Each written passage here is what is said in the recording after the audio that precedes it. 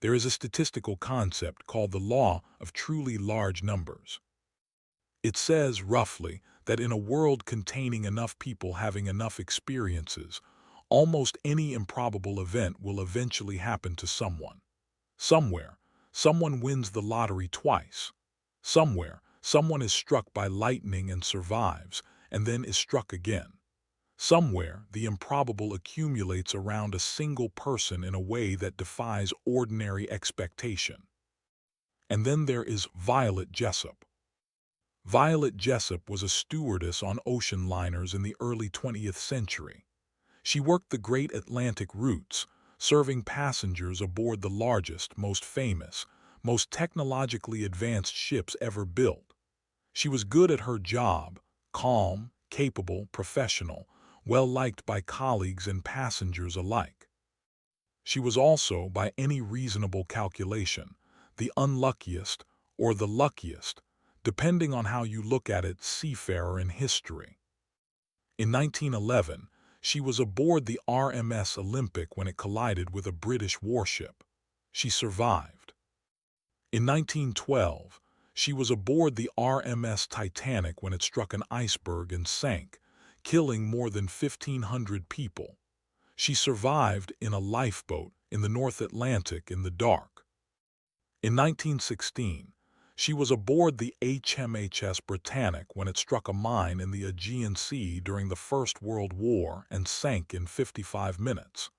She survived by jumping from the ship and nearly being pulled into the spinning propeller. 3 ships, 3 disasters, 3 survivals. All 3 vessels were sisters, the Olympic-class ocean liners of the White Star Line, the most ambitious maritime engineering project in history. 3 ships so large and so celebrated that their names are still known over a century after the last of them sank. Violet Jessop sailed on all 3. She watched all 3 meet their ends.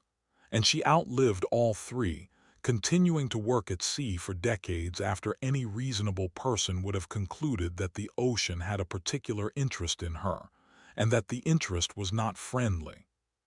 She died in 1971 at the age of 83 in a cottage in Suffolk, England, peacefully, in her bed, far from the water.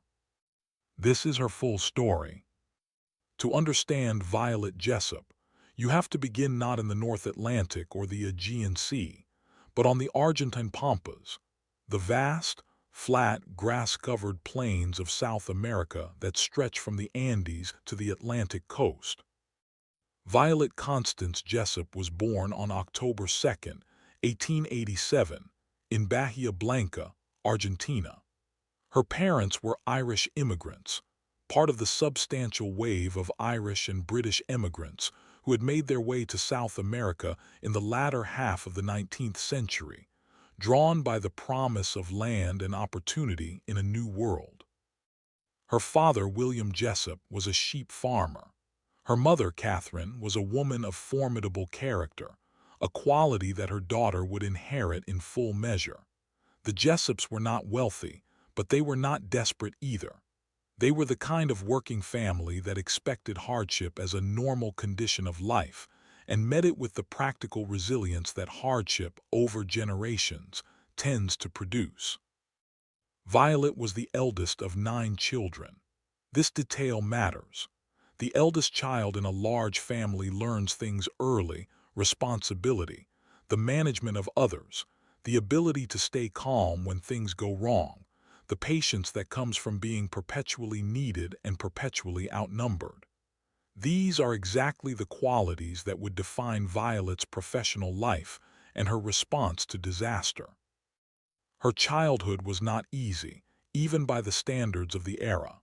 She contracted tuberculosis as a young girl, a disease that killed enormous numbers of people in the 19th and early 20th centuries, and that was widely assumed, when Violet was diagnosed, to be fatal in her case. The doctors told her parents she would not survive. She survived. With characteristic stubbornness, the body that would later escape 3 sinking ships refused to succumb to tuberculosis, and Violet recovered, emerging from her illness, by her own later account, with a particular appreciation for the fact of being alive and a particular disinclination to waste that fact on unnecessary fear. When Violet was a child, her father died. This event transformed the family's circumstances entirely. Catherine Jessop, now a widow with 9 children in Argentina, without her husband's income from the sheep farm, made a decision that was both practical and courageous. She moved the family to England.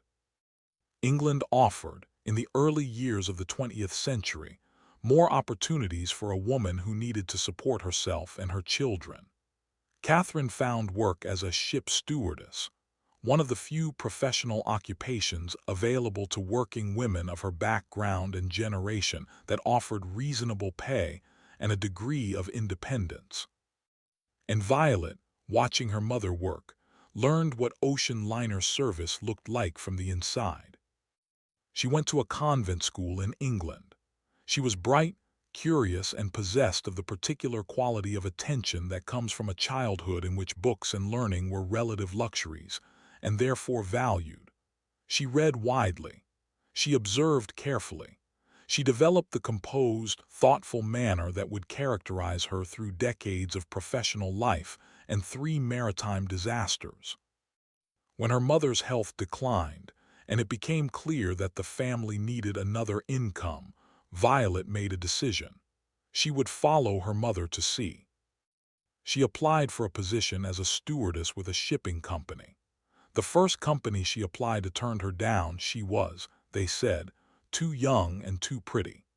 The concern, explicit in the early 20th century in a way that would not be permissible today, was that an attractive young woman serving male passengers on a long ocean voyage would create complications. Violet responded to this assessment with the pragmatic ingenuity that characterized her approach to obstacles. She dressed plainly, pinned her hair severely, and applied again elsewhere. She was hired. She joined the White Star Line, the British shipping company that operated the most prestigious passenger routes on the North Atlantic, and that was, in the first decade of the 20th century, engaged in the most ambitious shipbuilding project in history. The White Star Line's Olympic-class ocean liners were the grandest, most expensive, and most celebrated ships ever built. The project was conceived in the early 1900s as a direct response to the competitive pressure of the Cunard Line, which had launched the Lusitania and the Mauretania, fast, glamorous ships that had captured the imagination of the traveling public. The White Star Line's answer was not to compete on speed but on scale and luxury. 3 ships were planned. The Olympic would be first, launched in 1910. The Titanic would follow in 1911. The Britannic, originally named the Gigantic, a name quietly retired after her sister's fate, would come last. Each ship was approximately 882 feet long, nearly a sixth of a mile, and displaced around 46,000 tons. They were, at the time of their construction, the largest moving objects ever made by human beings. They contained swimming pools, Turkish baths, squash courts, multiple restaurants, a post office, a hospital, and accommodations ranging from the extraordinary luxury of first class to the more modest but functional spaces of third class. The ships were also, in their engineering, genuine achievements. The watertight compartment system, the double-bottomed hull, the advanced communication equipment. The Olympic class represented the state-of-the-art in naval architecture. The claim that the ships were unsinkable reflected a genuine engineering confidence that the ships had been designed to survive almost any conceivable accident. This confidence was, of course, wrong, but it was not stupid. Violet joined the White Star Line in time to serve on the Olympic, the first of the 3 sisters to enter service. The Olympic made her maiden voyage in June 1911, and Violet was aboard, working as a stewardess in the first-class section. Her job was demanding in ways that are easy to underestimate from a century's distance. A stewardess on an Edwardian ocean liner was, simultaneously, a personal servant, a hospitality professional, a diplomatic intermediary, a problem solver, and a composed presence in an environment where wealthy, powerful, often demanding passengers expected their every need to be met with a smile and without delay. Violet was good at it. Her colleagues remembered her as calm, efficient, and warm. Her passengers liked her. Her supervisors respected her. She built a quiet professional reputation as someone who could be relied upon. And in September 1911, that reliability was tested for the first time. On September 20th, 1911, the RMS Olympic was leaving Southampton Harbor on her fifth voyage when she encountered the HMS Hawke, a Royal Navy cruiser equipped with an underwater ram. The two vessels collided in the Solent. The Hawke's ram penetrated the Olympic's hull, causing significant damage.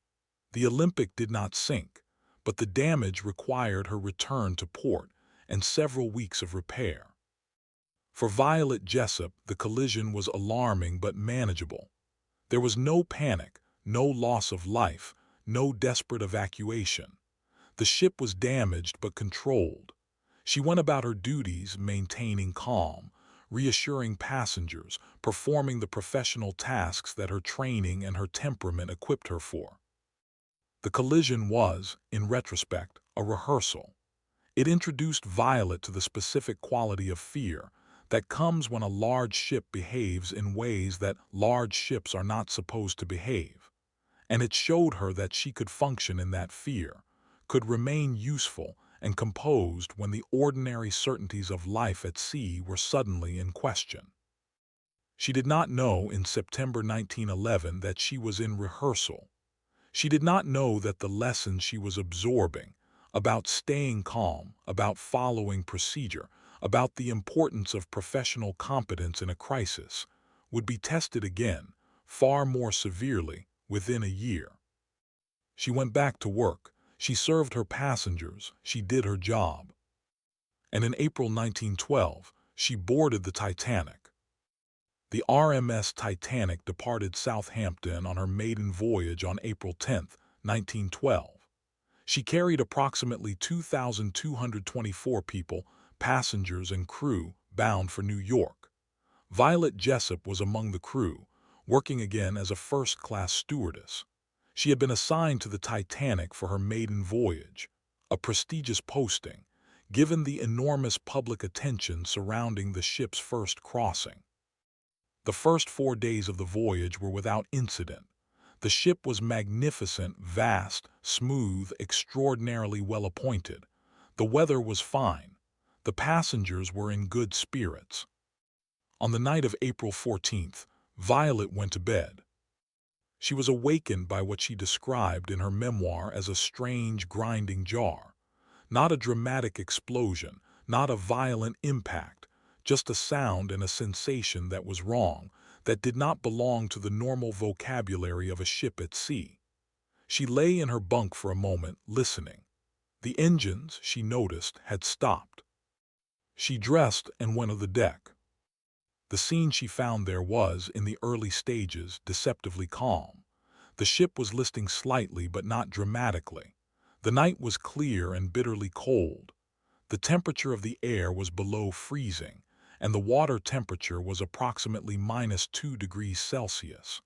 The stars were extraordinary, the kind of starfield visible only in the middle of the ocean, far from any land-based light. The ocean was flat, almost glassy, which was both beautiful and part of the reason the iceberg had not been seen in time. Violet was directed to her lifeboat station. The process of loading the lifeboats was chaotic in the specific way of emergencies that no one fully believes are real yet. First-class passengers were reluctant to leave the ship for the cold uncertainty of an open lifeboat. The Titanic felt solid and permanent, and the general assumption was that this was a precaution rather than a necessity. Violet's role in this phase was exactly what her training and her temperament had prepared her for. She was calm. She was reassuring. She helped passengers into the lifeboats. She followed the instructions she was given. At some point during the loading process, an officer put a baby into Violet's arms and told her to get into a lifeboat. She got in, she held the baby. The lifeboat was lowered into the North Atlantic. What followed the hours in the lifeboat on the water, watching the Titanic die, is something that Violet described in her memoir with a restraint that is more powerful than any amount of graphic detail could be. She wrote about the cold. She wrote about the sounds of the ship breaking apart, the sounds of people in the water. She wrote about the silence after. The Titanic sank at 2:20 in the morning of April 15, 1912. Of the 2,224 people aboard, 1,517 died. It remains one of the deadliest peacetime maritime disasters in history. Violet survived. She was in Lifeboat 16. She was rescued by the RMS Carpathia, which arrived approximately an hour and 40 minutes after the Titanic went down. There is a detail in her memoir that has stayed with readers ever since. When she boarded the Carpathia, cold, exhausted, having spent hours in a lifeboat in the North Atlantic, a woman rushed up to her and grabbed the baby from her arms. The woman had recognized her own child. She said nothing to Violet. She took the baby and disappeared into the crowd of survivors. Violet was left standing on the deck, arms empty, watching them go. She was 24 years old. She had survived the sinking of the Titanic. And she went back to sea. The decision to return to sea after surviving the Titanic is one that most people, in retrospect, find remarkable. And it was remarkable, but it was also, for Violet Jessop, entirely characteristic. She had a job, she was good at it, she needed the income. The sea was her profession as it had been her mother's profession. It was what she knew. There was also something more fundamental. Violet was not, by temperament, a person who organized her life around fear. She had survived tuberculosis as a child, when the doctors had expected her to die. She had watched her father die and seen her mother navigate widowhood with 9 children. Fear was not an emotion she had the luxury of indulging. She has written in her memoir about the specific way that the Titanic experience changed her relationship with the sea. Not by making her afraid of it, but by deepening her understanding of it. The sea, she learned in those hours in the lifeboat, was vast and indifferent and capable of destroying in 2 hours what had taken thousands of people years to build.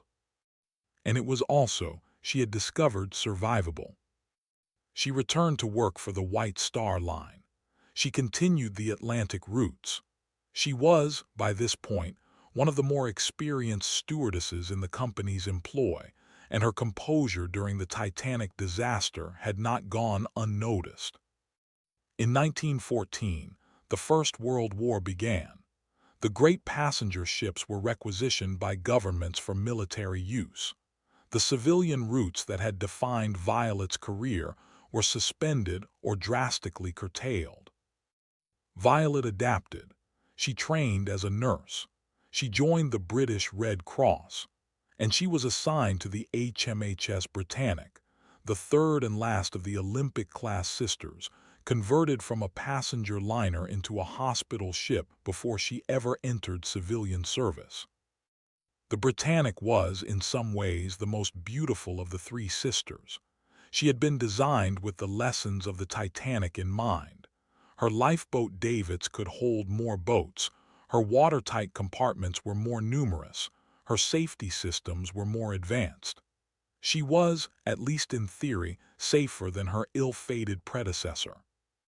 Violet boarded her in 1916. The HMHS Britannic was operating in the Aegean Sea in November 1916 as part of the Allied medical support operations.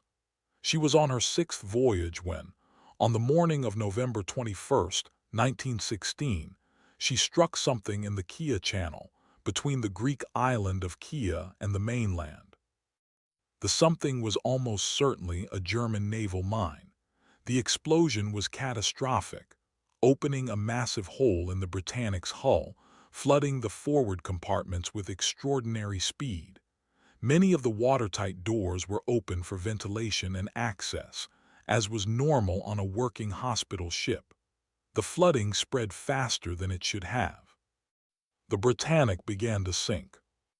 She sank faster than the Titanic in approximately 55 minutes. The ship's enormous propellers, still turning as the ship went down, became a lethal hazard for those in the water nearby. Violet Jessop was among the crew who went into the water. She had made it to a lifeboat, one of the ship's larger boats, lowered into the water as the ship listed and sank. But the lifeboat was caught in the suction of the ship's descent and drawn toward the still-turning propellers. Violet jumped. She jumped from the lifeboat into the Aegean Sea. She was pulled under the suction of the sinking ship, drawing her down, the propeller wash tumbling her in the water. She hit her head on something, the keel of a lifeboat, she believed, and was briefly unconscious. She came back up. She surfaced in the Aegean in November with a head injury, surrounded by wreckage. She began to swim. She was rescued. The death toll from the Britannic sinking was 30 people, extraordinarily low given the speed of the sinking and the number of people aboard, which was over 1,000. The proximity to shore, the relative shallowness of the water, and the speed of rescue operations all contributed to the low fatality rate. But 30 people still died, and Violet Jessop, once again, was not among them. In her memoir, she wrote about the moment of surfacing from the Aegean with a characteristic composure that is almost more unsettling than distress would have been. She noted, practically, that her head hurt. She noted the wreckage around her. She noted the need to swim toward the rescue vessels she could see in the distance. She swam. She was pulled from the water. She received treatment for her head injury, which proved, in the years after the disaster, to have been more serious than it initially appeared. She suffered headaches for the rest of her life that she attributed to the blow she had taken in the water. She had now survived 3 maritime disasters, aboard the 3 most famous ships of the era. She went back to sea. Violet Jessop's career at sea did not end with the Britannic. After the war, she returned to the civilian passenger routes that had defined the first part of her career. She continued to work for the White Star Line, and later for other shipping companies, as a stewardess on the Atlantic routes. She was, by this point, one of the most experienced seafarers of her generation, not in the nautical sense, but in the human sense of someone who had spent decades understanding what it meant to make people comfortable on long sea voyages, to manage the unexpected, to remain calm when others could not. She never married. This was, in the context of her era and her profession, unusual. She wrote in her memoir about relationships that did not work out, about the particular loneliness and the particular freedom of a life organized around work rather than family. Her memoir, written in the 1950s but not published until 1997, 26 years after her death, is one of the most remarkable documents produced by anyone who lived through the disasters of the Olympic-class ships. It is not a sensational account. It does not dwell on the drama of the disasters, or present Violet as a heroic figure who triumphed against adversity. It is, instead, a thoughtful, quietly funny, occasionally melancholy account of a working life, of the specific culture of ocean liner service, the hierarchy and the camaraderie and the tedium, and the occasional moments of genuine beauty. She writes about her colleagues with affection and precision. She writes about difficult passengers with a dry humor that suggests she had found, over decades of service, the particular equanimity that comes from having dealt with every variety of human behavior. She writes about the sea with a respect, and a love that survived 3 disasters and 4 decades of professional experience. She retired in 1950 at the age of 63. She settled in Great Ashfield, a small village in Suffolk, England, in a cottage with a garden. She grew flowers. She kept chickens. She lived quietly. There is a story, famous among those who know her history, about the copy of the Bible that she clutched during the sinking of the Titanic. Years later, the accounts vary on exactly when a stranger appeared and handed her a Bible, saying it had been found after the Titanic disaster. Whether it was her specific Bible cannot be verified, but she received it and she kept it. It is a small detail, but it says something about the texture of her life, the way that the threads of the disasters ran through everything, connecting her to a past that she had lived through and survived but never fully left behind. She died on May 28, 1971, in Great Ashfield, Suffolk. She was 83 years old. The cause of death was congestive heart failure, her body, after 83 years of considerable use, finally stopping in the ordinary, unglamorous way that most bodies stop. She had outlived the Olympic, sunk for scrap in 1935. She had outlived the Titanic by 59 years. She had outlived the Britannic by 55 years. She had outlived the White Star Line itself. She had outlived the entire era that had produced her, the Edwardian world of great ocean liners and rigid class hierarchies and working women in white aprons, carrying tea trays along the corridors of the most famous ships ever built. She had, in the most complete possible sense, outlived everything. Violet Jessop is sometimes presented as a figure of pure statistical improbability. The woman who was on all 3 ships, who survived all 3 disasters, whose life was a series of impossible coincidences strung together by the thread of the White Star Line's misfortune. And the statistical improbability is real. The chances of being aboard the Olympic during its collision, the Titanic during its sinking, and the Britannic during its mine strike, all 3, sequentially in the space of 5 years, are vanishingly small. She is, in this narrow sense, one of the most statistically remarkable people who ever lived. But statistics are the least interesting thing about Violet Jessop. The more interesting thing is what she did with the improbability. How she responded to each disaster, with competence rather than panic, with practical action rather than paralysis, with the professional calm that she had developed over years of working in a demanding environment, and brought to bear when the environment became catastrophic. She was not passive in her survival. She made choices, in the lifeboat on the Titanic, helping passengers, holding the baby. In the water off the Britannic, surfacing from the suction, swimming toward the rescue boats. She survived not only because she was lucky but because she was capable, and the capability and the luck together produced an outcome that neither alone might have managed. She also made the choice, 3 times, to go back, to return to the sea after each disaster and continue the career she had built. This is the choice that says most about who she was. It would have been entirely understandable, entirely human, to look at what the sea had done and conclude that it had done enough. She looked at what the sea had done and went back to work. This is not recklessness. It is not denial.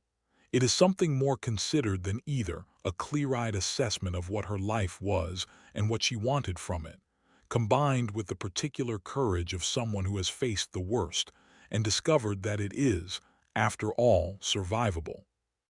There is also the social dimension of her story that deserves recognition. Violet Jessop was a working woman in an era that provided very limited options for working women, particularly women of immigrant background without inherited wealth or social connections. She navigated a professional world with rigid hierarchies, of class, of gender, of national origin, and built, within those hierarchies, a career of genuine distinction. She was not powerful in the conventional sense. Her power was entirely personal, the power of competence and composure and the respect they earn. And she used that power consistently and effectively for 4 decades in a career that outlasted 3 of the most famous ships ever built. Her memoir is the final and perhaps most lasting thing she left. It is not a dramatic document. It is something quieter and more powerful, the thoughtful record of an ordinary, extraordinary life, told by a woman who understood that the extraordinary things that happened to her were less important than the ordinary quality of attention she brought to every day. She noticed things. She remembered them. She wrote them down with care and precision and a dry, affectionate humor that makes the reader feel, across half a century, that they are in the presence of someone genuinely worth knowing. Somewhere at the bottom of the North Atlantic Ocean, at a depth of approximately 3,800 meters, there is a wreck. It is the largest ship that ever sank. Its bow and stern lie about 600 meters apart, separated by the impact of the collision with the ocean floor. Around the wreck, spread across a wide field of debris, are the remnants of the lives it carried: luggage, furniture, personal objects, the small and large artifacts of human existence preserved by the cold and the pressure of the deep sea for over a century. Among those artifacts, somewhere in the debris field, may be a Bible. Violet Jessop clutched it in the lifeboat. She was 24 years old, and the cold was extraordinary, and the sounds coming from the water were sounds she would hear in her memory for the rest of her life. She held the Bible, and she survived, and 60 years later she died peacefully in a cottage in Suffolk with chickens in the garden and flowers on the windowsill. She had also survived the Olympic and the Britannic. She had jumped from a sinking ship into the Aegean Sea and surfaced through the propeller wash with a cracked skull and swum to the rescue boats.